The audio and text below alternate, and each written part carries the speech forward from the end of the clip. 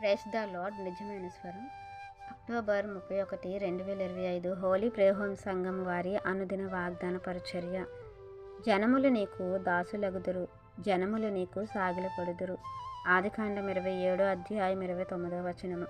ప్రియమైన దేవుని వారలారా, ఇస్సాకు గారు ఇక్కడ యాకోబు గారిని దీవిస్తున్నారు. యాసావు అనుకుని దీవిస్తారు. అయితే రిబ్కా గారు యాకోబు గారు ఇస్సాకు గారిని మోసం చేసి అబద్ధమాడి ఆ యొక్క ఆశీర్వాదం పొందుకుంటాడు.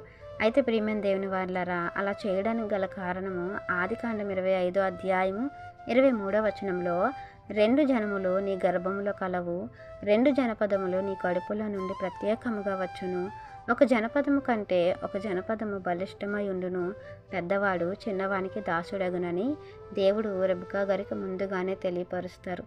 అయితే ప్రియమైన దేవుని వారలారా, ఆశీర్వాదాలు అనేవి జ్యేష్ఠపుత్రునికే వస్తాయి. అంటే యాసావు గారికే రావాలి. కానీ ఇక్కడ జ్యేష్ఠపుత్రుడు యాకోబు గారు అయ్యి ఉన్నారు. ఎందుకంటే కోర నిమిత్తమై ఆకలికి తట్టుకోలేక జ్యేష్ఠత్వాన్ని యాసావు గారు యాకోబు గారికి అమ్మి వేస్తారు.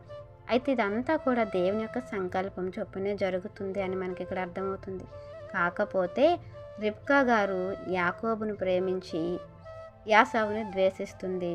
అలాగే ఇస్సాకు గారు యాసావును ప్రేమిస్తారు. ప్రియమైన దేవుని వారలారా, ఇక్కడ మనకు పక్షపాతం కనిపిస్తుంది. ఇది దేవునికి ఇష్టమైనది కాదు. అలాగే దేవుని సంకల్పం నెరవేర్చడానికి అయినప్పటికీ కూడా మోసం అనేది, అబద్ధం అనేది దేవునికి అసహ్యములు. అవి ఇక్కడ జరిగి ఉన్నాయి. ఎంత ప్రేమించినా తన కుమారుని విషయమై మరి ఇలా చేసినందుకు రిబ్కా గారు తన కుమారుణ్ణి దూరం అయిపోయి వేదనతోనే ఆమె కాలం వెళ్ళబుచ్చుతుంది.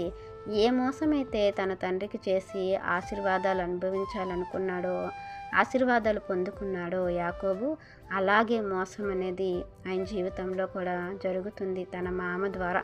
ప్రియమైన దేవుని వారలారా, మనం ఏదైతే చేస్తామో అదే తిరిగి మనకు వస్తుందని దేవుని యొక్క మాట అనేది ఇక్కడ నెరవేర్చినట్లుగా మనం చూస్తాము. వారి జీవితంలో జరిగినట్లుగా మనం చూస్తాము.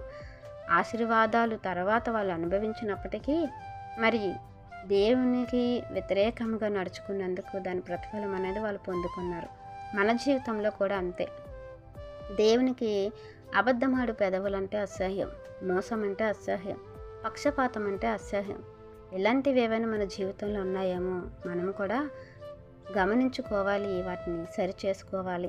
ప్రియమైన దేవుని వారలారా, చాలామంది అనుకుంటూ ఉంటాం, దేవుని పనే కదా, దేవుని పని కొరకే కదా అబద్ధం ఆడితే ఏముందిలే, దేవుని సత్క్రియలు చేయటానికే కదా నీ మోసం చేస్తే ఏముందిలే. ఇలా ఒకరినొకలా ఇంకొకలా చూడడం అనేది పక్షపాత బుద్ధి. దేవునికి అస్సలు ఉండదు.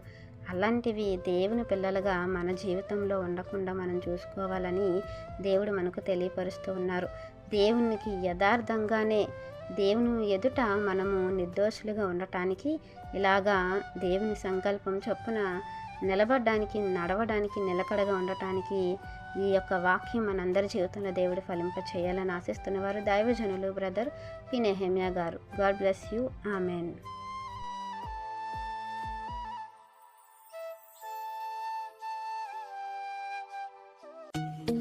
Hi friends, holy prayer home Gajuwaka సంఘం వారు మాట్లాడిన విలువైన దేవుని సందేశములను మీరు వినటానికి మా యొక్క యూట్యూబ్ ఛానల్ హోలీ ప్రేయర్ హోమ్ను సబ్స్క్రైబ్ చేసుకొని పక్కనున్న బెల్ ఐకాన్ క్లిక్ చేయగలరు.